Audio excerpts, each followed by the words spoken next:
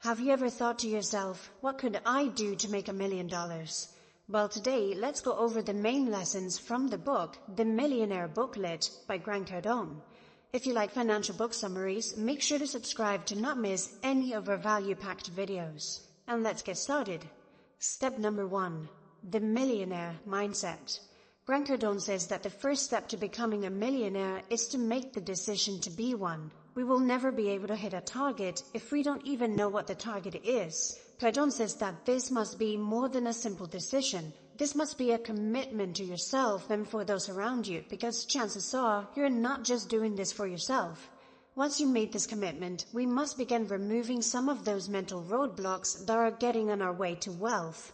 You see, there are major differences in the way wealthy people think from the average person. For example, what is your perception of rich people? Is it positive or is it negative? If you have a negative view of wealthy people, how can you expect to become one?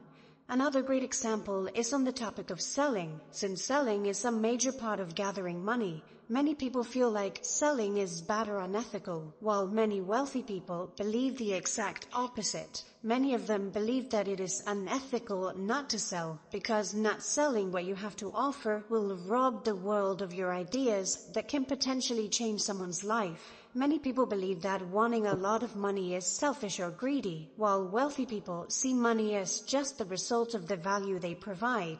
Our beliefs about money leads to our behaviors with money, which leads to our results, so it is important to start with our mindset. Step number 2, the millionaire math. It is much easier to achieve any goal when you can see the steps you need to take to get there. By doing what Cardone calls the millionaire math and understanding how $1 million are made, it becomes easier to develop a plan to achieve it. In the book, Grant Cardone breaks down the different ways $1 million are made. As an employee, if you make $50,000 per year, it will take you 20 years to make $1 million. If you make $250,000 a year, it will take you 4 years to make $1 million. And if you make $500,000 per year, that will take you 2 years to get there. If you sell a product, and this product makes you $100 per unit, you will have to sell 10,000 units to make $1 million. If you make $1,000 per unit, you will have to sell 1,000 units. With a $10,000 product, you would need to sell 100 units to get to your $1 million goal. If you sell a service or a subscription, if you can provide a service where you can charge $278 per month, you would only need 300 people to get to the $1 million mark. Your goal is to figure out what you will offer, the price point you can sell it for, and gather the amount of people needed to make your $1 million. Step number 3, increase your income. Cardone says that the foundation of true and sustainable wealth is to first increase your income. By working on increasing your income aside from money, you have 2 main benefits. 1, you'll learn the skills needed to make money, which come in handy when you are presented with new opportunities. And 2, you develop a sense of belief that you can actually have what it takes to make money. It creates confidence. Cardone recommends starting by increasing the income you already have. If you are already maxed out with your current income, then you can start other sources of income that are related to your current income. Cardone says to be careful starting outside projects, because starting a new project can distract you from your main source of income, which creates the risk of losing this income, setting you back on your financial goals. This is why Cardone recommends starting a new stream of income that is related to your main source of income. For example, if you're a fitness trainer, starting a YouTube channel or selling supplements might be a good idea, since it allows you to increase your income without having to start from scratch. Step number 4. Who's got my money? Once you've decided what you will sell, your price point, and how many people you need to make your first million, like we calculated in step 2, it is time to figure out who they are. Your million is already out there, but you must first find who has it. This is one of Cardone's most popular catchphrases. Who's got my money? Because money doesn't just appear. Someone out there has it, and it's your job to go and find it. This is why understanding who your ideal customer is becomes very important, because they have your money. For example, if you sell video production services, Who will be your customer? Local businesses, real estate companies, influencers, or online businesses. Finding out who you will serve and narrowing down who they are will make it much easier to go after your money. And the more specific, the better, because by being specific, you can find out where they are, how much money they have, what they're looking for, and how you can deliver it. Once you find who's got your money, it is important to not get distracted. Cardone says that your job is to talk to them and only them, so you can go get your money. Step number 5. Stay broke.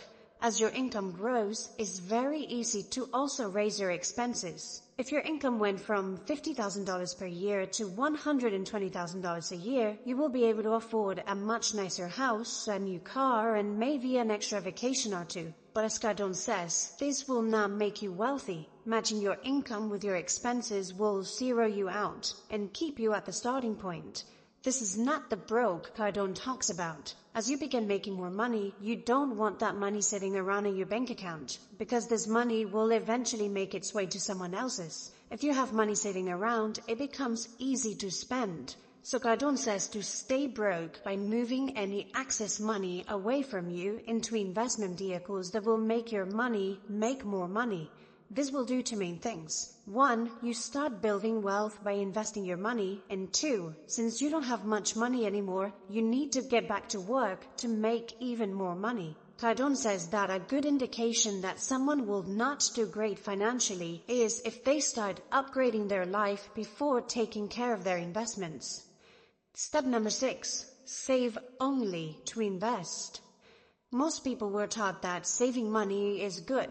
But Cardone says that saving for the sake of saving is a bad idea. Having too much money in the bank is a wasted opportunity, since money that isn't productive goes down in value every year. If you study wealthy people, the main purpose they save money is to continuously develop their wealth and grow their cash flow. Now, investing is an important part of developing wealth, but Cardone says that you are not ready to invest until your main sources of income are strong and dependable. Investing has risks, and adding risk to your money before your main source of income is strong and dependable can create a few negative consequences, like having to sell an asset in order to make ends meet or losing the asset in a recession. Cardone recommends that if you are not ready to invest in financial assets yet, it might be a better idea to invest in your own skills and develop your earning potential.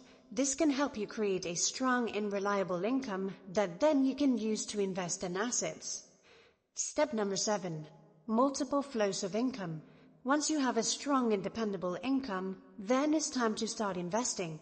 Cardone, just like many other investors, says that the best type of investments are those that provide cash flow. As you start investing, the goal is to create as many sources of income as we can, since this is the holy grail of financial independence, because this creates safety, since you no longer depend on one source of income. Cardone says to do everything you can to not walk away from any source of income, no matter how small it is, unless you absolutely have to. So don't quit that job yet, at least until your job starts costing you money.